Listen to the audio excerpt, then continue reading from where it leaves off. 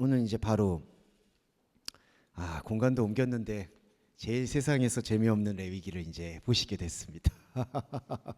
예. 레위기는 그래도 나요. 예. 계속 제가 이제 각오라고 말씀을 드리는 게 레위기와 신명기 중간에가 이제 제일 고약한 게 뭐가 있냐면은 바로 민수기가 있습니다. 네, 이 민수기가 이제 가장 고약한 것 중에 하나인데요. 왜 고약하냐면은 말씀의 기계적인 문자적인 의미도 어렵고 영적인 의미도 상당히 여러 가지 암호처럼 뭐가 다 뒤섞여 있어요. 그래서 이제 그런 것들을 조금 파헤쳐내기가 상당히 좀 까다로운 부분이 있는데, 그래도 우리가 레위기, 민수기, 신명기는 꼭 같이 관통해야 될 영적인 의무기도 해서요. 그것에 한번 주목해 보시는 시간이 되면 좋을 것 같아요. 자, 오늘은 그러면 레위기 먼저 개론에 대해서 먼저 말씀드리면서 시작을 좀 해보겠습니다. 첫 번째로 레위기라는 그 성경의 제목은 본래 제목이 아니고요. 70인역 성경에서 레위인들에 대한 레위인에 관하여라는 책으로 해서 레이투스라고 해서 레위기로 제목이 지어졌지만 본래의 의미는 바이크라라고 읽는 게 정확합니다. 이 바라는 것은 그리고라는 뜻이고요. 이크라라는 것은 그가 나를 불렀다. 나를이라고도 할 수도 있겠고 그가 모두를 불렀다. 이제 이렇게 통합할 수도 있겠지만 정확한 거는 바이크라는 그가 나를 불렀다는 것으로 주목해 보시면 좋을 것 같아요. 네. 그렇다면은 왜 이 레위기가 바이크라라는 거냐? 이제 여기서 우리가 묵상할 수 있는 게 첫 번째는 이 바라는 히브리어입니다. 바라는 히브리어는 그리고라는 뜻도 있는데 연결이라는 뜻이 있어요. 그러니까 바라는 이 히브리어 알파벳 자체가 A하고 B를 연결하고 B와 C를 연결합니다. 그래서 이제 구약이나 히브리학을 연구하는 최근의 학자들은 불교하고 히브리 언어하고 많이 닮아 있다라고 연결들을 많이 주장하세요. 그 불교에서 말하는 인연과 그리고 히브리에서 말하는 그 마라는 그 접속사와 연관 관계가 있다라고 많이 얘기를 합니다. 하지만 여기서 성경 말씀에서 바는 그리고는 하나님과 우리와의 연결을 뜻하고 있는 것, 그걸 한번 확인해 보시면 좋겠습니다. 사람과 사람 사이의 연결이 우선순위가 아니고요. 하나님과 우리 사이의 연결이 바로 바의 핵심이라고 보시면 돼요. 그러니까 그리고의 연결은 바로 하나님과 우리의 연결을 뜻하고요. 이크라라는 것은 불렀다라는 뜻인데 이게 이제 부르심이라는 단어가 뭐 소명이 될 수도 있고 뭐 이끌림이 될 수도 있고 그리고 여러 가지 의미로도 쓰일 수가 있겠지만 이때의 불러냄이라는 뜻은 바로 이 레위기의 그 전에 있었던 창세기 다음에 있는 성경이라고 할 수 있는 출애굽을 뜻합니다. 그러니까 불러냈다라는 게 강조가 되는 거죠. 그러니까 그리고 그가 불렀다라는 이 말씀의 뜻은 하나님과 연결되어 있는 우리를 하나님이 그가 나를 불러냈다라는 뜻으로 이해해 보시는 게 바로 레위기의 가장 정확한 첫 시작점이고 어떻게 보면 마지막 시작점도 될 수가 있는 것 같아요. 그리고 그가 불렀다. 자, 그리고 보시면 그가 불렀는데 그가 불러낸 것에 대한 사건이 두 가지로 분류가 됩니다. 바로 제사와 규범으로 분류가 됩니다. 여기 제가 내려가면서 설명을 드릴게요. 제사와 규범입니다. 자, 제사는 뭐냐면 레위기는 크가지 두 개로 나눠져 있어요. 제사법에 대한 얘기와 그리고 사람들이 행동하고 행위하는 성결법전이라고 하는 행위에 대한 얘기예요. 그래서 제사와 규범으로 나눠집니다. 그런데 제사와 규범이 바이크라라는 그 의미 안에서 어떻게 풀어지냐면은 제사는 하나님께서 불러내신 것에 대한 우리의 영적인 작용을 상징하고요. 규범이라는 것은 하나님께서 불러주신 영적인 작용과 동시에 우리가 살고 있는 현상에서의 일어날 수 있는 일들에 대한 여러 가지 대응책들을 말하고 있습니다. 그래서 제사와 규범이라는 것은 두 가지가 두 날개를 가지고 같이 움직이는 건데요. 제사는 하나님과 함께하는 영적인 교감을 말하는 것이고 규범은 그 하나님과 영적인 교감을 나누고 있는 나의 영적인 자아와 동시에 움직이고 있는 혼적인 자아의 여러 가지 생활의 패턴들에 대해서 이야기하고 있다. 그래서 이거에 대해서 다시 정리를 해보면 사실은 신약성경이나 구약성경이나 이 두 가지 논리는 항상 같이 움직이는 건데, 제사라는 것 안에는 하나님의 말씀을 듣고 하나님의 말씀과 함께 부르심을 받는 어떤 일련의 영적인 포이에마라고 보셔야 돼요. 영적인 행함. 그래서 이제 저희가 계시록에서도 항상 말씀드렸던 것들, 천년 왕국이라든지 14만 4천이라든지 이런 것들이 뭐냐 하면은 하나님과 함께하는 우리의 영적인 행위를 말하고 있거든요. 그러니까 제사를 지낸다, 제사를 드린다라는 것에 대한 의미는 모두 영적인 행위에 대한 집중을 말하는 겁니다. 여기에 염두를 두셔야 되고요. 그럼 규범은 뭐냐? 규범은 우리의 자아는 이제 두 가지 자아가 있는데요. 이제 요건 나중에 계속 표현을 드릴게요. 영적인 자아는 그리스도와 연합되어 있고 그리스도와 하나가 되어 있는 자아인데, 그리스도와 자아와 그리스도와 하나가 되어 있고 연합되어 있는 자아도 또 하나가 있는 게 뭐냐 하면은 바로 혼적인 자아라고 할 수가 있어요. 영적인 자아는 하나님과의 거룩한 어떤 행위적인 하나님과 거룩 속에서 만나는 그 자아를 뜻하고요. 혼적인 자아는 그 거룩함이 보이지 않을 때 나타나는 우리의 하나님과 다름의 영역에 대한 자아를 뜻합니다. 그런데 그 자아가 우리의 그 현상적인 상황으로 보면은 영적인 자아에 대한 것들은 거의 보이지 않고 혼적인 자아에 대한 모든 것들이 우리를 지배하고 있죠. 그래서 그 혼적인 자아가 살아가는 데 있어서 여러 가지로 얽매여 있는 인간이 하나님 없는 상태에서 쌓아 올리고 있는 그 바벨탑의 여러 가지 연관 고리들을 정리하고 재정립하고 새롭게 하는 그러한 그 혁신하는 말씀의 내용들이 바로 규범에 담겨 있다. 이렇게 생각하시면 되겠어요. 그래서 이 레위기는 바이크라 그가 불렀다라는 내용인데, 하나는 영적인 행위에 집중되어 있고 또 하나는 혼적인 행위에 집중되어 있다. 그런데 여기서 말씀드리는 규범, 혼적인 행위라는 것은 어떤 세상을 살아가는 데 있어서의 지혜를 말하는 것이 아니라 영적인 행위가, 영적인 자아가 더 원활하게 숨을 쉬고 행동할 수 있도록 지원해주는 지원 가능태로서의 활동 규범을 얘기하고 있는 겁니다.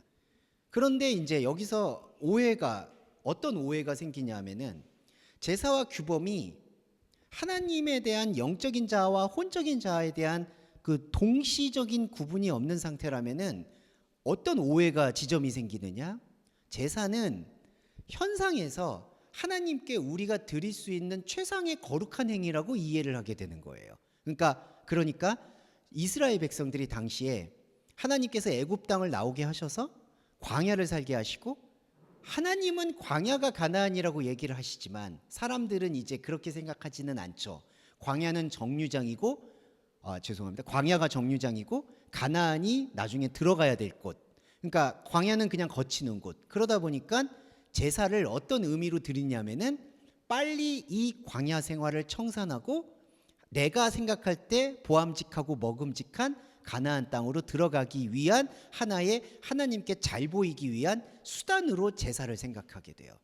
그러니까 제사의 모든 행위들, 번제, 소제, 화목제, 속죄제, 속건제가 이 땅에서 벌어지고 있는 자범죄를 회개하고 하나님께 충성을 다짐하는 충성 맹세로 제사가 쓰이게 되고요. 규범도 마찬가지입니다.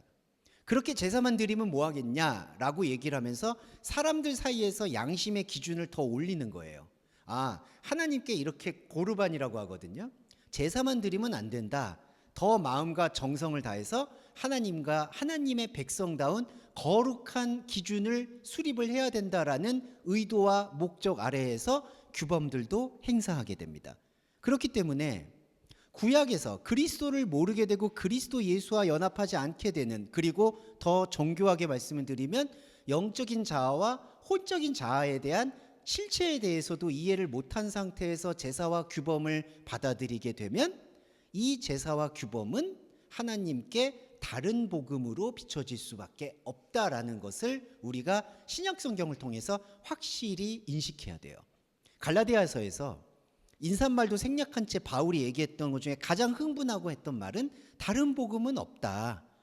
그건 하나님을 미혹하게 하는 것뿐이다라고 얘기할 때 바울이 얘기하는 다른 복음, 고린도전서에서 하나님의 잔과 귀신의 잔을 겸하여 말 수 없다라고 했을 때 귀신의 잔이 바로 제가 지금 말씀드렸던 영적인 제사 규범이 아닌 혼적인 제사 규범, 육적인 제사 규범을 드리게 될 때 나타나는 재앙적인 현상을 말하고 있는 겁니다. 그래서 제가 처음에 레위기, 민수기, 신명기가 참으로 재미없고 따분할 수 있겠지만, 근데 저는 확신하는데 그 재미없고 따분하거나 딱딱하게 느껴질 수 있는 포인트는 이것을 샤르크적인 육적인 자아로 보게 될 때에는 따분하고 재미없게 될 거예요. 그리고 더 무겁게 될 것이고, 그렇지만 이 제사를 이미 영적인 행위와 영적인 자아의 분명한 소통으로 이해하게 된다라면은 이것이 그렇게 따분하게 느껴질 수는 없다라고 자신 있게 말씀드릴 수 있겠고요. 제사장에 대해서 설명을 좀 드려보겠습니다. 오늘은 개론적인 부분이라 말씀은 몇 가지 좀 쉬는 시간 가진 다음에 몇 가지 볼 거고요. 오늘은 개론에 대해서 좀 설명을 드리고 싶은데, 이 제사장은 히브리어로 코헨이라고 합니다. 제사장의 역사와 전통은 참으로 깊고 넓죠. 제사장, 그리고 수도사, 신부님, 목사, 뭐 이렇게 계속해서 대리자가 많이 연관이 되고 있습니다. 자, 근데 이 대리자의 제사장에 대해서 얘기를 드리려면은 이 역사적인 얘기를 이제 출애굽기부터 조금 거슬러서 설명을 올리고 싶어요. 제사장은 모세가 사도 바울이 신약에서 말하는 것과 같은 모세의 육체의 가시예요. 예, 자, 이거에 대한 포인트로 먼저 결론을 말씀드리고 풀어드릴게요. 하나님이 모세에게 찾아왔을 때 여호와로 찾아오셨습니다. 여호와라는 것은 어떤 의미냐면은 스스로 있는 존재예요.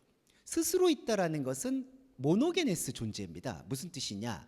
스스로 있다는 것은 내가 자생적으로 있다라는 뜻을 강조하는 게 아니라 지상과 현상의 어떤 관계에도 매달리지 않고서도 계속해서 존재를 지속할 수 있다라는 그 영적인 신비를 밝혀내는 게 스스로 있다라는 뜻이에요. 그러니까 여호와라는 것은 이렇게 우리도 하나님이 우리를 사랑하셔서 여러분 각자를 만들어내기 위해서 사실은 우주 만물을 조성하신 거거든요. 보이는 세계를. 하지만 하나님의 관심사는 이 우주 만물에게는 하나님의 관심사가 전혀 없고요. 이거를 통해서 당신과 함께하고자 하는 그 영적인 자아 하나에게만 하나님은 관심을 두고 있어요. 그러니까 엘로힘이신 하나님이 우리한테 여호와로 찾아오는 이유는 이 우주 만물이나 여러 가지 현상에 관계 맺고 있는 것들의 조화로움을 목적을 둔 게 아니라, 이거는 나중에 다 사라지거든요. 계시록에 보시면은 우주 만물은 다 떠나가요. 마태복음 24장에서도 모든 것들은 불에 풀어지고 번개가 동에서 서에서 번쩍함과 같이 하나님께서는 엘로힘이 조성하셨던 만물의 생태계는 우리에게 아무 관심이나 아무 의미가 없다라는 것을 선포하십니다. 그게 종말이거든요. 그러니까 하나님의 관심사는 스스로 있는 것에 있는 거예요. 그래서 여호와라는 원래 이름 자체도요, 그리스도와 마찬가지로 나의 영적 자아를 일깨우기 위한 하나님의 사랑과 언약의 표징이라고 보셔야 됩니다. 스스로 있다. 그래서 우리도 그것에 대해서 눈을 뜰 필요가 있는 거예요. 어떤 분들은 이게 되게 유치한 게 전혀 아니라 저도 그런 게 있어서, 그럼 천국에 가면은 내 부모님이나 내 가족이나 그 못 만나나요? 약간 이제 그런 질문들이 있을 수 있잖아요. 물론 거기에 대한 여러 가지 단서들은 있습니다만, 저는 말씀드리고 싶은 건 천국이라는 개념 자체를 먼저 다시 재정립해야 된다는 거예요. 천국은 여러 사람들이 같이 있는 그런 도시를 말하는 게 아니라 여러분과 여러분 각자, 여러분 그냥 한 사람과 하나님이 영으로 눈을 떠서 서로 숨을 주고받는 그 자체가 구원이고 천국입니다. 그러니까 천국의 이 나라라는 뜻 때문에 사람들은 왕이 있고 국가가 있고 도시가 있고 이렇게 연상을 하는데, 그거는 하나님께서 우리의 연약함을 위해서 나라라는 단어를 허락을 해주신 거지, 본래 천국으로 들어가게 될 때에는 그 하나님과 함께하는 그 압도적인 몰입감 때문에 다른 어떤 것이 신경이 쓸 수가 없게 되는 그 상태, 그거를 타르데마 황홀경이라고 얘기하는 거거든요. 불교에서 쓰는 황홀경이 아니라. 그러니까 여러분, 사랑의 절정이라는 것은 하나님을 만나게 될 때 다른 것 자체가 보이지 않게 되는 게 절정이에요. 아가서에서도 하나님의 사랑을 받아서 찾아가는 남성과 여성이 하나가 되었을 때 과연 세계가 보이나요? 외부의 세계가 보이지가 않게 되죠. 그게 완벽한 하나님의 사랑의 언약인 겁니다. 그래서 천국은 바로 여호와 스스로 있는 것을 내가 같이 느끼는 상태예요. 자, 돌아보면 여호와가 모세에게 찾아오신 것은 바로 그 상태에 대한 생명의 구현을 목적을 두고 있는 겁니다. 그래서 요즘 길어지니까, 근데 길어지지만 요 스토리이기 때문에 제사장까지 와야 되니까 말씀을 드릴 텐데요. 그런 의미에서 하나님께서는 원래 출애굽기의 목적은 백성들이 목적이 아니에요. 참 이거를 우리가 잘 봐야 되는데, 그 모세한테 너의 백성을 구원해라라고 하는 얘기는 모세 안에 있는 다른 어떤 타인과의 얽혀 있는 관계들을 정리하라는 뜻이 원래 최우선 목적입니다. 그러니까 출애굽기 비전의 원래의 목적은, 여호와의 진짜 목적은 모세 하나에게 집중되어 있는 거예요. 그런데 이게 하나님의 구원 원리의 놀라움이라는 게, 우리 인간은 모세의 질문처럼 그럼 저 백성들은 어떻게 되는 겁니까? 저 백성들을 구원하게 해주세요 라는 그런 인간의 양심에 의존한 타인에 대한 공명심이 우선이 되거든요. 그런데 하나님의 원리는 우리가 잘못 생각하고 있는 것 같은 게, 하나님이 우리 각자만 구원하시는 데 관심이 있다면 이것은 이기주의가 아닌가라고 생각을 할 수가 있지만, 하나님의 존재의 속성은 편재하신다는 거죠. 그러니까 나한테 지금 함께하고 있는 하나님이 지금 집사님에게도 함께하고 있다는 거예요, 동시에. 그러니까 하나님이라는 존재는 위에서 굽어 살펴서 다른 사람들한테는 빛을 더 많이 주고 다른 사람들한테는 빛을 더 적게 주고 이런 관점이 아니라 각자에게 찾아오는 1대1의 관계에 집중하고 있다는 거죠. 그래서 말씀에 우리가 집중을 할 때에도 먼저 타인의 구원에 염려할 것이 아니라 먼저 나의 구원에 집중을 하게 될 때만이 타인의 구원, 그러니까 말하는 진짜 우리가 얘기하는 전도가, 본질적 전도가 회복이 될 수 있다는 것을 여호와가 모세한테 분명히 밝혀주고 있어요. 하지만 모세의 연약함, 곧 우리의 연약함입니다. 모세의 연약함과 우리의 연약함은 그 구원에 압도되는 자아도 있었지만, 모세 안에는 압도되는 영적인 자아도 있었지만 또 세상과 현상에 얽매여 있는 모세도 있었기 때문에 하나님에게 이 얽매여 있는 상황들에 대해서 하나하나 질문하기 시작하면서 등장하기 시작한 게 바로 아론인 겁니다. 아론이 안타까운 건, 아론 자체는 죄가 있는 게 아니라, 아론 자체가 부정적인 게 아니라요, 모세의 변명이 만들어낸 직함이에요, 이게. 자, 모세가 말을 못한다라고 자기가 스스로 변명을 하잖아요. 그건 거짓말이에요, 솔직히 말씀드리면. 왜냐하면 말을 못한다, 말을 더듬는다라는 그 히브리 어원은 지식이 짧다라는 얘기도 포함이 되어 있습니다. 하지만 모세가 지식이 짧을 수는 없죠. 왜냐하면은 왕정에서 교육을 받았고, 여러분 잘 아시겠지만은 애굽의 왕조 속에서의 어떻게 보면 가장 엘리트적인 교육을 받은 사람입니다. 그런데 말을 못한다라고 얘기하는 것은 모세 안에 있는 자기의 불안감의 표현인 거예요. 내가 얘기를 했을 때 저 사람들이 나를 죽일지도 모른다, 내가 말을 했을 때. 그런데 잘 그 기원을 들여다보면 여호와 하나님은 모세가 혼자 나오는 것을 원하고 있는 건데, 모세는 아니다, 나는 그래도 왕의 피가 흐르는 사람으로서 다른 사람들과 백성들을 구원해야 될 의무가 있다. 그래서 여러분 출애굽 에피소드 중에 그 자기 동족을 괴롭히는 사람을 죽이죠. 그런데 그것도 더 기원을 들어가 보면요, 동족이란 개념이 사실은 흐릿해진 것을 우리는 인정을 해야 돼요. 거기 안에서 단일민족이라는 개념이 사실은 망실이 됩니다. 애굽 안으로 들어와서 애굽 안에서 자녀를 낳고 애굽 사람들과 뒤엉키고, 그리고 여러분 그때 애굽이라는 건요, 다른 민족과 다른 지역의 사람들이 다 같이 들어와서 살았던 상황이에요. 요즘 우리 시대로 말하면 캐나다나 프랑스 같은 데서 이민을 받아들이는 것과 거의 비슷한 겁니다. 왜냐하면 노동력이 필요하기 때문에. 그러니까 여러분, 야곱을 대표하는 이스라엘 지파 사람들만 특별히 핍박을 받는 게 아니라는 거고요. 이스라엘 지파라는 개념들도 하나님이 볼 때는 영적이고 정신적 개념이지 사람들의 개념은 아닌 거예요. 그러니까 민족이라는 개념도 사실은 단일성이 없다라는 것이죠. 그런데 모세는 어떤 자기의 공명심 때문에 자기 민족을 괴롭히는 사람을 죽였고, 이게 죽였잖아요. 그리고 그거에 대해서 또 하나님께 또 자기의 연약함을 드러내서 밖으로 나가고, 그러니까 모세 안에 있는 이 혼적인 자아가 영적인 자아의 온전한 체질을 회복하지 못하니까 자꾸 다른 것들을 데리고 들어오게 되는 겁니다. 이 두 가지 중에 좋지 않은 결과물이 첫 번째는 아론인 거예요. 아론이 그래서 보시면은 레위 지파로 발전이 되고, 레위 지파가 뭔가 성도와 하나님 사이를 매개해 주는 역할로 이제 자리를 매김하기 시작합니다. 그런데 모세한테 하나님께서 말씀하시는 진짜 코헨 제사장이라는 건 어떤 의미일까?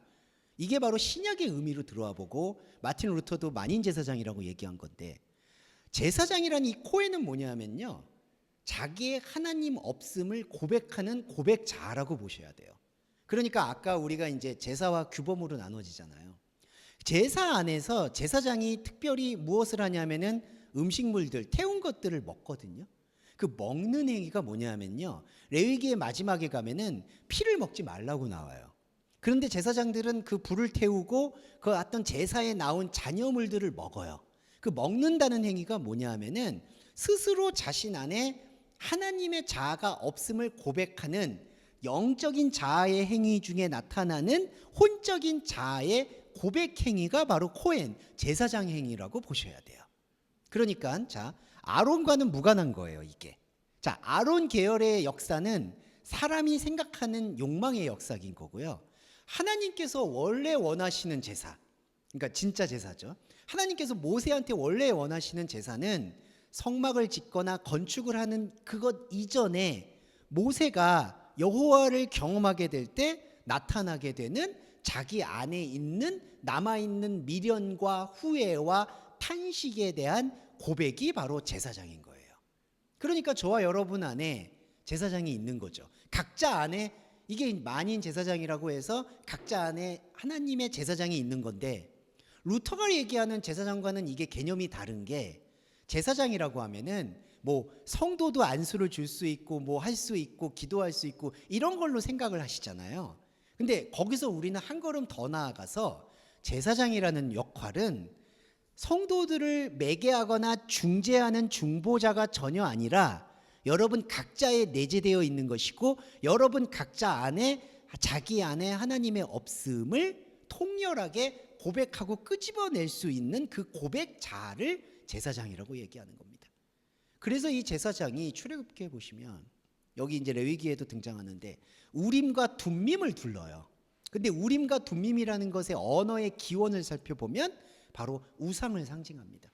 그러니까 자기 안에 우상의 껍질을 이렇게 스스로 입는다라는 행위, 입는다, 먹는다라는 행위는 바로 나의 입과 나의 행위는 하나님을 알만한 것이 없다라는 것을 고백하는 고백자의 행위라는 거죠. 이 고백자의 행위는 로마서에서 명확하게 나옵니다. 의인은 없나니 하나도 없다라는 고백을 바울이 끌고 온 거죠. 그래서 바울이 어떤 면에서 되게 건방진 얘기를 하잖아요. 너희는 나를 본받아라, 이런 얘기를 하잖아요. 예수님도 그런 얘기를 하고, 그 본받으라는 얘기가 행위나 행실을 본받으라는 게 아니라 내 안에 있는 그 코헨 제사장을 너도 끄집어 올려라라는 뜻이 바로 본받으라는 뜻입니다. 그러니까 제자의 삶을 살아라, 본받아라, 이게 코헨 제사장을 끄집어내라는 거예요. 그래서 레위기의 내용과 레위기의 영적인 내용과 레위기의 표면적 내용은 계속해서 평행성을 긋는 게, 레위기의 표면적 내용은 아론의 제사장들이 제사장의 특권을 누리면서, 어떤 분들은 또 그게 특권이 아니라 뭐 굴레고 순종이고 의무라고 하더라고요. 하지만 죄송한 말인데 그건 특권입니다. 그러니까 왜냐하면 그걸 표면적으로 나는 제사장이야, 나는 레위 자손이야, 이런 것들을 떠올리는 그 순간부터 이미 하나님의 영적인 코헨은 없어져요. 왜냐하면 내가 제사를 지내줘야지, 내가 이거를 먹어줘야지 성도들의 죄가 사한다라는 이 언약 관계, 하나님 언약이 아닌 사람의 언약 관계가 딱 성립이 돼버렸기 때문에 레위 지파의 제사자는 아무 의미가 없게 되어야 된다는 걸 우리는 말씀을 통해 정확히 발견을 해야 됩니다. 그리고 여기 지금 보시면 레위기를 제가 에클레시아의 원형이라고 말씀드렸던 것, 이때 에클레시아가 바로 자기 안에 제사장을 찾아내는 것이죠. 그리고 이제 규범 좀만 말씀드리고 잠깐 쉬었다가 또 연결해 볼게요. 여기 규범은 빠져 있는데 규범이 뭐냐? 이 규범이 상당히 그 신약에서는 건드리지 않는 부분들에 대한 모습인데, 신약에서는 사실은 삶의 지침에 대해서 주고 있는 게 아무것도 없다고 봐도 과언은 아니에요. 그러니까 신약의 말씀 안에서는 영적인 자아를 찾고 영적인 자아는 하나님의 연합체인데 그 하나님의 연합은 세상에 아무 관심과 의미가 없다라는 것에 대해서 무게중심을 집중하고 있는 게 신약 성경의 말씀들입니다. 예수님도 거의 대부분 거기에 할애가 되어 있고요. 바울도 거기에 할애가 되어 있어요. 요한계시록도 거기에 할애가 되어 있던 걸 우리가 확인해 볼 수 있었죠. 그런데 구약의 백성들 안에서 여호와는 그것만 우리한테 있다라고 해서 해결된 문제가 아니라는 것을 보고 있는 게 무슨 뜻이냐면, 자, 모세도 마찬가지인데 우리가 영적인 자아를 취하잖아요. 저와 여러분이 지금 영적인 자아를, 저는 단언하는데 여러분 안에 지금 영적인 자아가 그러니까 이렇게 생명의 싹스를 지금 틔웠다라고 볼 수밖에 없거든요. 그러니까 이거는 긍정적이냐 중립적이냐 뭐 여러분 좋게 말씀드리려고 말씀드리는 게 아니라 이게 마이크라의 영적인 필연성이에요. 이걸 들으시는 순간 여러분 안에선 관계성이 생기는 거예요. 그거는 꼭 유념해 주셨으면 좋겠고요. 그런데 여러분 안에 항상 말씀드리지만 우리도 배려의 기도를 하잖아요. 혼적인 세계를 살아가잖아요. 근데 혼적인 세계는 현상적으로 하나님을 모르거나 하나님을 등을 돌리고 있는 사람들의 사상과 지혜와 제도와 규범이 다 배설해 놓은 일종의, 죄송한 말인데, 배설장이에요. 예. 그래서 사도 바울이 이 모든 걸 배설물로 여긴다는 것이 바로 여기에 통하는 거예요. 하지만 배설물인데 이것을 피할 수가 없어요, 여러분. 왜냐하면 사람은 관계의 존재인지라 이 모든 배설물들과 우리가 얽매여서 사는 거예요. 그래서 그 배설물도 우리가 다 치워버리겠다라는 것도 하나님은 욕망이라고 말씀하시는 거예요. 왜냐하면요, 그 배설물을 다 치운다고 해서 산으로 들어간다든지 믿는 사람들끼리만 사이비 종교처럼 모인다든지 그럴 때 어떤 현상이 더 나타났죠? 더 악랄한 욕망이 꿈틀거리는 거예요. 왜 그럴까요? 여기 배설물 보지 않자고 치웠잖아요. 그럼 여기 안에 배설물이 없을까요? 여기 안엔 더 큰 배설물이 태어납니다. 그러니까 왜 저렇게 좋은 뜻으로 생각하고 시작했던 정치인들, 좋은 뜻으로 시작했던 경제인들, 좋은 뜻으로 시작했던 무슨 어떤 수행하는 사람들, 이런 사람들이 왜 세상의 상식보다 더 이상하게 가는 거를 여러분 분명히 목격하셨을 텐데, 이거는 배설물을 피하려다가 더 큰 배설물을 만나게 되는 겁니다. 그 집이 비고 소재되었거늘 더 악한 귀신 7을 들어오는 현상이 바로 배설물을 피하려는 거예요. 그래서 여호와는 히브리인들에게, 모세에게 피하지 말라고 말씀하세요. 그 바벨의 현상을 피하지 말고 그 바벨의 현상, 그 배설물 안으로 들어가라고 얘기를 하세요. 자, 들어간 이후에 우리 안에 있는 혼의 삶에 대해서 어떻게 이게 다른 사람들에게 내가 하나님이 이렇게 영광 돌리고 있어, 이런 프레임이 아니라 그 배설물에 혼합되어 있는 삶 속에서 영적인 자아가 계속 숨을 쉴 수 있는 어떤 지혜가 어디에 있는가를 조금씩 설명해 주는 게 바로 규범이에요.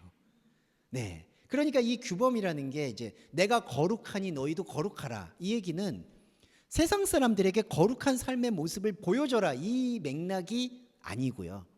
그 맥락은 그냥 부차적인 걸로 내려놓으시면 좋겠고, 내가 내 안에 영적 자아가 제대로 된 숨을 쉴 수 있기 위해서 배설물들로 얽혀 있는 이런 모든 관계 속에서 내가 이 관계를 피하고 외면하지 않으면서도 이 관계 속에서 영적인 자아를 지속할 수 있는 길이 무엇인가에 대해서 아주 미세한 것들을 가르쳐 주는 게 규범이라는 거예요. 제가 왜 아주 미세하냐고 말씀드리냐면은, 왜 그러냐면요, 이 규범이라는 거는 그 시대 배경이 이제 녹아들어 있는 거거든요. 거의 한 기원전 몇천 년 전의 내용이죠. 그러니까 이거는 시대에 따라서 많이 달라질 수 있겠죠.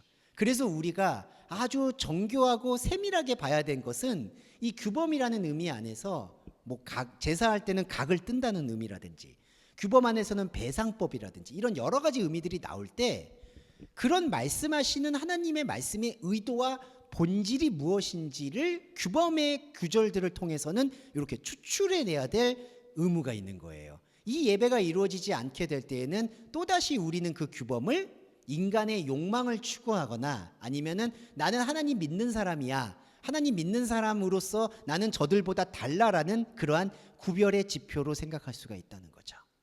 자, 제가 배려의 기도를 드리는 이유들도 이제 이런 맥락이라고 보시면 돼요. 모세도 살아가야 되고 저와 여러분도 살아야 되잖아요. 근데 여러분 얼마나 뭐 저도 오래 산 건 아니지만 세상에 정말 정말 못 볼 걸 볼 걸 다 보시잖아요.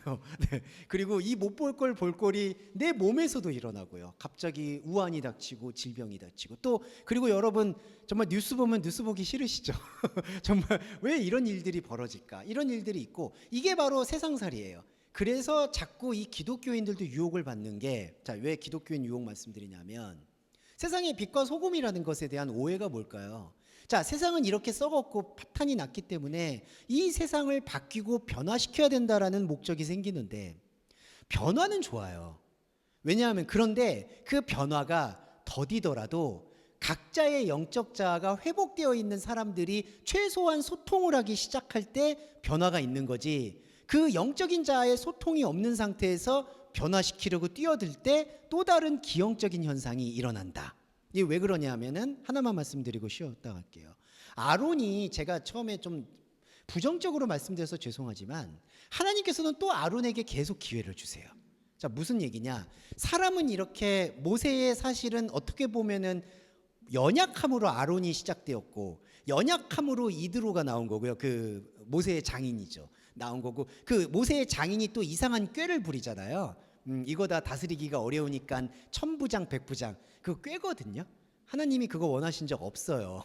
근데 이제 모든 규범을 하나님의 어떤 그래서 제가 이제 그런 셀 모임 같은 걸 별로 좋아하지 않습니다. 네, 구역장 모임 같은 거 그거 다 그런 아이디어거든요.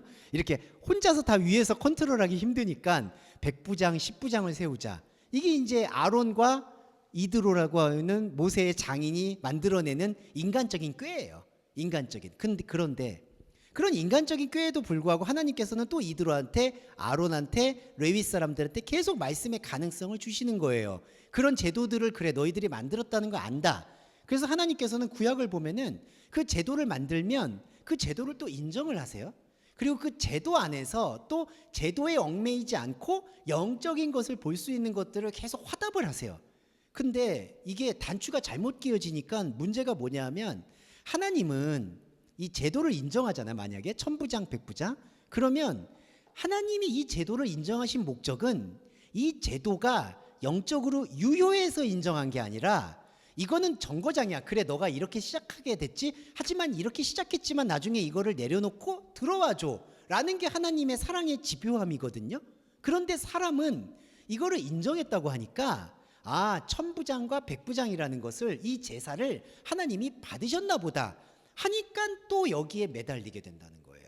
그러니까 여러분 우리가 제가 말씀을 안 드렸어도 여러분 안에서 하나님께서 이렇게 돌봐주신다라고 우리가 기존의 신앙 용어로 하는 것들을 다 느끼시잖아요. 솔직히 하나님께서 위험한 길이 있고 어려운 일이 있을 때 지혜가 있고 자 이게 뭐냐 그리고 여러분이 또 어떤 것들에 대해서 기도가 아니더라도 구할 때 뭐 들어주시는 것도 있고 안 들어주시는 것도 있잖아요. 자 이런 게 뭐냐 하면은 그거를 인정하신 게 아니라 아 너가 나를 잘 믿고 있고 너가 나한테 열심히 하려고 하니까 내가 어여삐 여겨줄게 이런 게 아니라 하나님은 이걸 인정하는 게 아니라 이 유효성이 아니라 우리 안에 있는 그 영적인 핵심과 에센스를 어떤 식으로든지 끌어올리기 위해서 우리들이 선상에서 일어나고 있는 어려움들에 대해서 막 상쇄시켜 주시려고 노력을 한다는 거죠. 그런데 우리의 오해는 막 그런 것들이 뭔가 기도의 응답을 받았다든지 아 하나님께서 레위 지파의 어떤 제사장 직분을 인정을 해주셨다라든지 이런 식으로 가다 보니까 말씀이 본질적으로 가지 못하고 계속해서 다람쥐 쳇바퀴 도는 것을 우리는 레위기를 통해서도 확인해 보실 수 있습니다. 자 그러면 조금 있다가 다시 얘기를 조금 꺼내 볼게요. 오늘은 시간이 좀 길어졌지만 첫 창립 이전 예배니까 조금 길어지시는 거 양해해 주시고요. 잠깐 쉬었다 다시 오겠습니다. 네, 다시 한번 또 그럼 이어보도록 하겠습니다. 자, 레위기의 배경과 목적에 대해서 오늘은 유인물과 같이 한번 따라가면서 말씀을 좀 올리도록 할게요. 네, 자, 그 레위기의 배경과 목적에 대해서 조금 더 풀어보겠습니다. 이스라엘 민족이 하나님을 어떻게 섬겨야 하는지에 대한 의도 이거 아까 말씀드렸던 그 부분이었고요. 이 의도에 대해서는 아시겠지만 아까 어떤 제사를 형식적으로 지키고 준수하는 것 규범을 규칙적으로 지키고 준수하는 것, 이거를 의도했다라는 게 의도의 본질이 아니라 하나님이 우리를 어떻게 사랑하시고 어떤 관계를 맺으려고 하는가에 대해서 집중하는 것, 이게 바로 하나님의 의도라고 보시면 좋을 것 같아요. 네, 그거를 첫 번째로 보셨고, 그 다음에 두 번째 보시면 하나님께서 건축하게 하셨던 성막이 낭저죠. 성막이나 이제 이걸 오해라고 모헤드라고도 표현하는데, 오헬 모헤드, 회막이라고도 표현을 합니다. 회막이라는 의미와 성막이라는 의미를 구별해서 사용하는 경우도 있고 하나로 통합해서 사용하는 경우도 있는데, 저는 큰 구분은 없다고 생각을 해요. 이거는 어떤 거냐면요, 이 성막이라는 그 의미가 담고 있는 거는 건축물이 중요한 것은 아니고, 하나님을 말씀을 들을 때 사실은 세상의 모든 관계와 단절되는 경험을 하게 되는 행위를 성막이라고 보시면 좋겠습니다. 그러니까 하나님의 말씀을 듣는 것 자체가 세상과 단절된다는 뜻이고요. 이 단절된다라는 뜻이 그냥 우리 시간동에서 잠깐 시간이 따로 떼어나서 골방에 들어가서 단절되고 문이 닫히고 이런 것과는 조금 맥락이 달라요. 단절됐다라는 뜻은 뭐냐면은 아예 세상의 말이나 세상의 관계성으로부터 내가 닫혀졌다라는 것을 상징합니다. 그러니까 하나님을 만나게 되는 이 성결의 유지라는 것은 성막인데, 성막은 정신적으로나 영적으로 차단이 된 상태, 세상으로부터. 그러니까 이게 어떤 세상의 문화를 본받느냐, 세상의 어떤 제도를 본받느냐, 그것과 단절하느냐, 이런 것과 상관없이 하나님의 생각으로 인해서 완전히 채워지는 상태를 이 성막의 개념이라고 보시면 좋을 것 같아요. 자, 그러면 성막의 개념 안에서요, 뭐가 등장하느냐? 제사장이 들어가거든요. 성막 안에 성도들이 들어가지 않고. 그러면은 성도들과 제사장의 관계에서 이 제사장을 어떻게 이해를 해야 되느냐? 이제 다음 주부터 말씀을 풀이하면서 설명을 드릴 텐데, 성막 안으로 들어갈 때 제사장이 들어가는 목적은 뭐냐 하면, 자, 이게 이제 하나님의 원리인데, 하나님과 온전히 함께 있는 나는 오히려 역설적으로 성막 밖에 있는 성도들이고요, 성막 밖에 있는 백성들이고요, 제사장이 들어가는 거는 자기의 하나님 없음에 대한 확증이라고 보셔야 돼요. 그러니까 성막은 하나님과 완전히 하나가 되어서 모든 관계성이 세상의 관계성이 이렇게 끊어진 곳이거든요. 거기 성막 안에. 그런데 그 성막 안에 누가 들어갔냐면은 제사장이 들어갔어요. 제사장이 들어간 이유가 뭐냐면, 제사장이 특별해서가 아니라 우리 안에 있는 제사장의 씨앗은 하나님과 내가 다르다라는 것을 확인해 나가는 작업인 겁니다. 그래서 성소에 들어갔다가 지성소에 들어가고 있는 이런 행위들은 어떤 일련의 행위들이냐? 제사장이 자기 안에 하나님이 보이지 않는다라는 것을 계속해서 고백하는 고백자의 행위가 성막 안에서 이루어지고 있다라는 것이죠. 자, 무슨 얘기냐면 다시 한번 설명을 드리고 싶은데, 영적인 자하고 혼적인 자아가 있어요. 이거 아까 제사하고 규범은 잠깐 내려놓으시고, 내 안에는 두 자아가 있습니다. 영적인 자아와 혼적인 자아가. 그런데 하나님을 만나는 그리스도인은 이 레위기의 예를 들면은 백성들이에요. 백성들이 만드는 거예요. 백성들이. 그런데 이 백성들이 하나님을 고백할 수 있는 언어와 생각을 누가 표현하느냐? 고백을 누가 하냐? 하나님을 만난 자는, 영적인 자는 백성들이고, 하나님의 성막을 경험하고 보니까 이 하나님에 대해서 나는 존재하지 않는다, 이 혼적인 자. 하나님의 성막의 충만함을 보니까 나라는 존재가 이 성막 안에서 해야 할 역할이나 구실이나 능력이 없다라는 것에 대해서 고백하게 되는, 탄성을 느끼게 되는 게 바로 제사장이라는 거예요. 코헨. 그러니까 성막 안에서 계속 들어가서 그 생명에 대한 하나님 없음을 고백하는 게 제사장인 거고, 그래서 제사장이 1년에 2차씩 대속죄일이 있잖아요. 그래서 나오잖아요. 밖으로 나와서 백성들의 죄가 없음을 선언하는 행위는 사실은 백성들한테 당신들 죄가 없어졌다를 선언하는 행위가 아니라 하나님의 없음에 대해서 자기가 충분히 경험한 것을 고백하는 행위라는 거죠. 그러니까 정확히는 다 자아가, 그리고 인물이, 이게 뭘까요? 아닙니다. 네. 이것도 고백자일 수도 있겠는데, 네. 네. 죄송해요. 네. 네. 예, 계속 고백하게 되네. 네. 네. 네, 감사합니다. 네. 네. 자, 성막 다시 연결해 볼게요. 네. 성막에서 제사장들이 존재하는 것은 바로 제사장과 백성이 다 나라는 하나의 자 안에서 일어나는 현상이고, 백성들이 처음에 양을 잡아서 양도하는 그거는 다음 주에 말씀드릴게요. 예, 또 백성들이 양을 잡고요, 소를 잡고 그걸 가지고 피를 이제 좌우 단 내면에 뿌리고 성소로 들어가고 지성소로 들어가고, 이것은 제사장의 행위인데 제사장의 고백자의 움직임으로 이해하시는 게 정확하다고 이제 말씀드릴 수 있겠습니다. 그것까지 얘기하면 조금 길어지니까. 자, 그리고 이제 마지막으로 오늘은 20분이니까 원래 20분에 저희가 시작했으니까 양해해 주시고요. 레위기 속에 담겨 있는 심층성에 대해서만 설명드리고 마칠게요.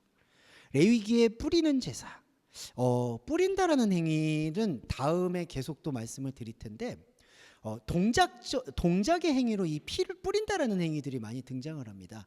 피를 뿌린다라는 행위는 뭐냐면은 이게 하나의 그 퍼포먼스 같은 건데, 자기의 존재의 연약함이나 의미 없음을 고발하는 행위와도 같아요. 피를 뿌린다라는 게.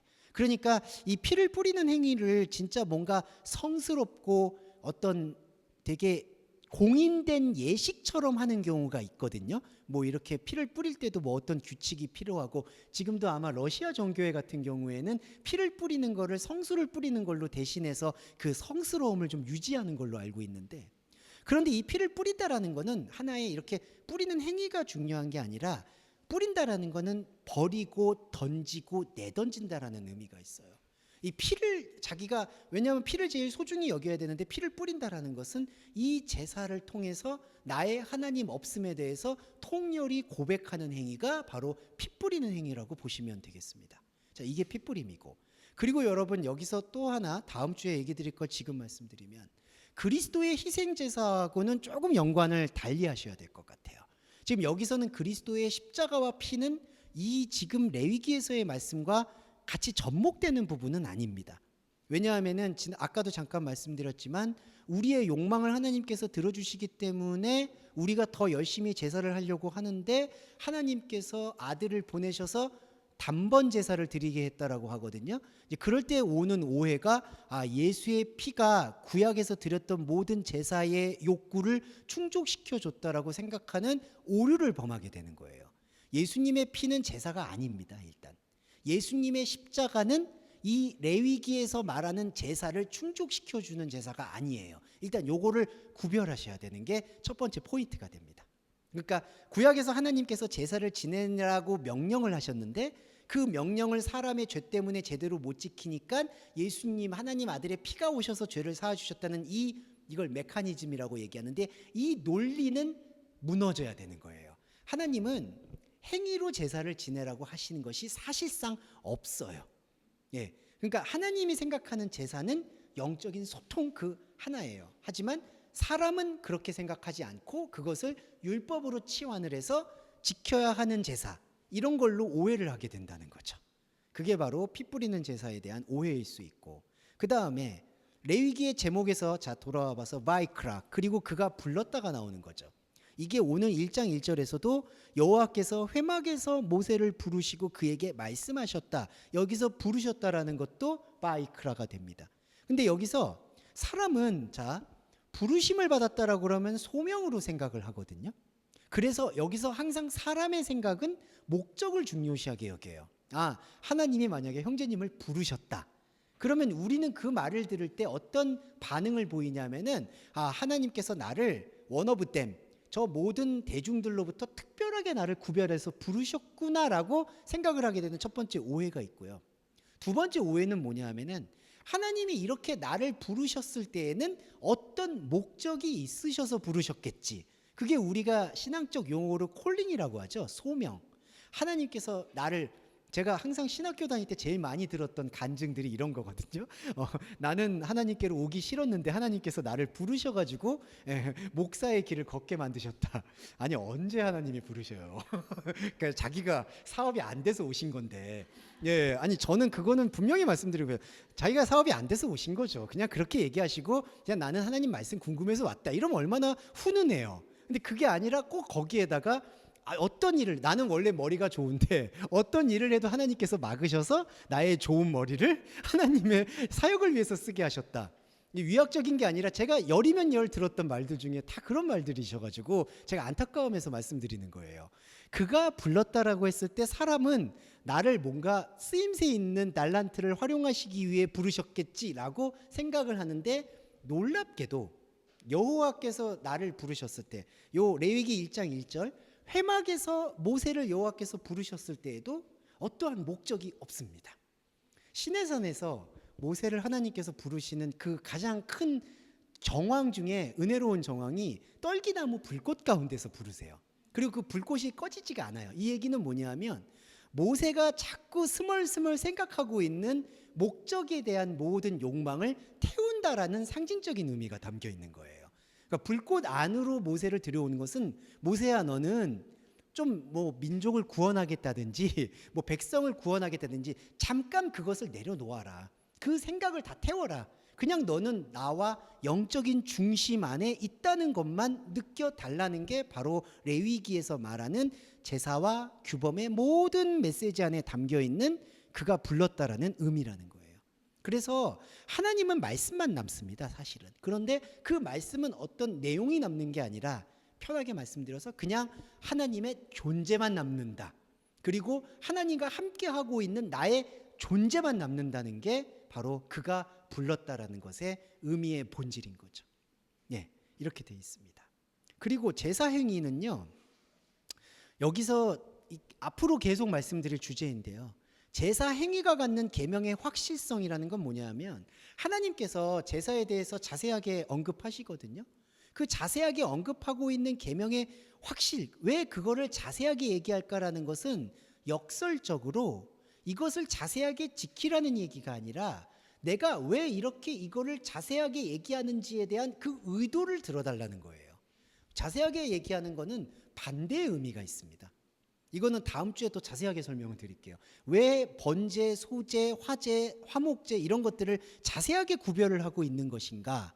그거는 우리가 더 자세하게 지키라는 말씀이 아니라 사람이 그만큼 더 분화되어 있다라는 것을 폭로하는 거예요.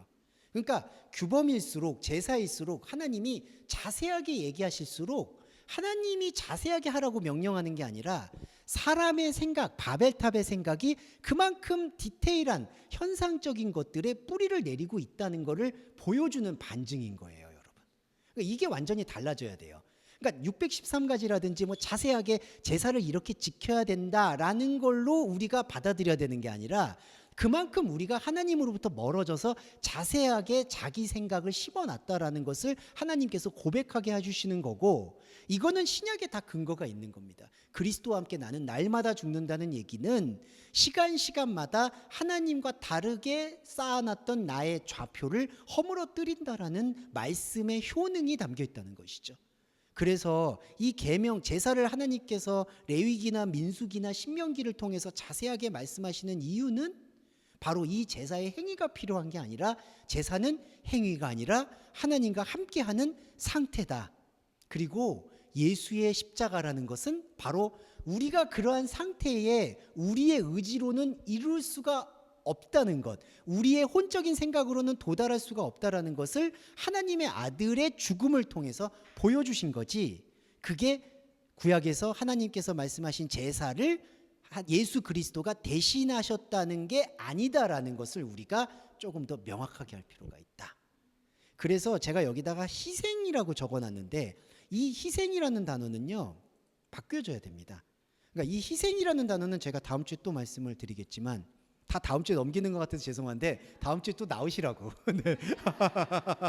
자, 이런 것도 세상의 욕망인데 그냥 용서해 주세요. 하나님도 그렇게 하셨으니까. 다음 주에 들으면 레이기 재밌습니다, 여러분. 네. 레이기 보시면은 삶의 안정감도 찾으실 수가 있어요. 네. 자, 뭐냐면은 희생이라는 단어의 전환점은, 희생은 우리는 나를 위해서 대신 희생하셨다라는 것을 많이 생각을 하게 되는데, 예수님의 희생은 그게 아니라 우리한테 비늘에 쌓여져 있던 것을 정확하게 보여주시기 위한 그분의 의지라고 생각하시면 되겠어요.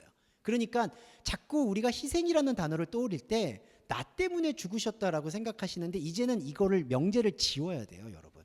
예, 나 때문에 죽으신 게 아닙니다. 나로 인해서 죽었다, 나 때문에 이렇게 보지 마시고 예수님의 죽음과 예수님의 십자가와 부활로 인해서 나는 이제 하나님을 보게 되었다라는 것을 이제는 감사와 기쁨으로 받아들이셔야 돼요. 그거를 나 때문에 십자가에서 피를 흘리셨다, 나 때문에 이렇게 생각하시게 되면은 또 뭐가 들어오게 될까요? 죄가 들어옵니다.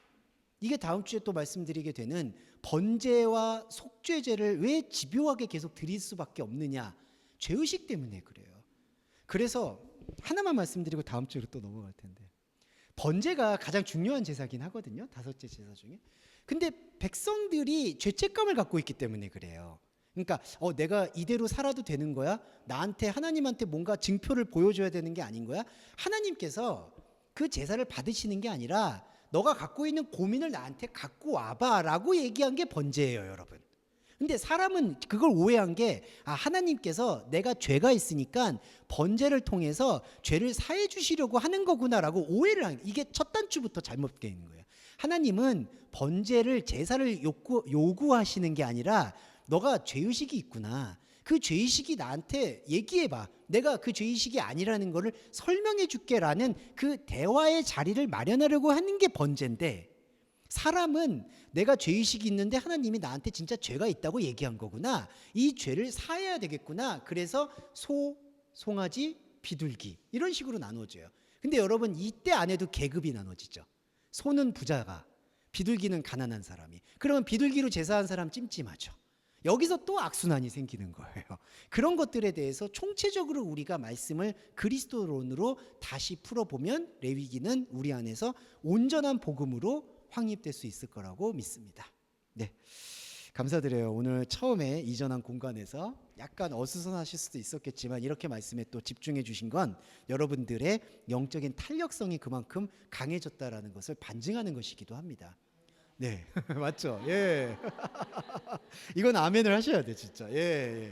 그래서 어느 장소에 있든 어디에 있든 이제 말씀의 기능이 여러분 안에서 아주 탄력성이 빨라졌다. 이거를 꼭 여러분들이 이제는 조금 자랑스럽게 생각하시면 좋겠다라는 말씀 남기면서 정리기도와 주기도문으로 오늘 예배 마무리하겠습니다. 사랑해 주님, 감사합니다. 새롭게 바뀐 공간에서 새롭게 하나님의 제사와 규범을 묵상할 수 있는 레위기 살핌을 허락하여 주심을 진심으로 감사드립니다.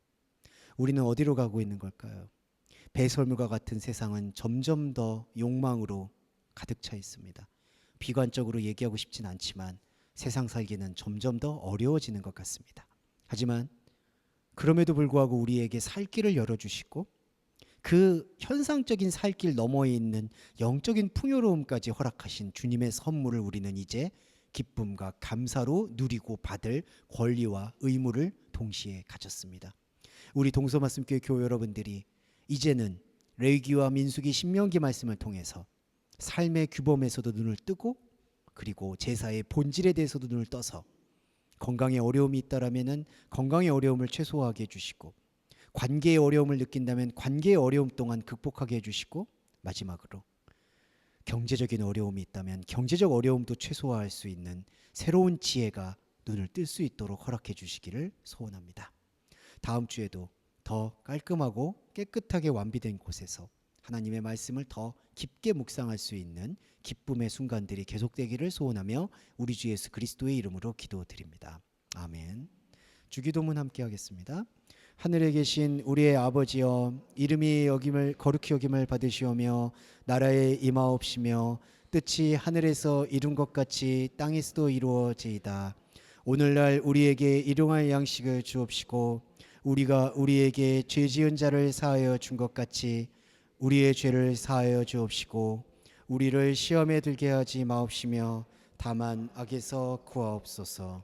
대개 나라와 권세와 영광이 아버지께 영원히 있사옵나이다. 아멘.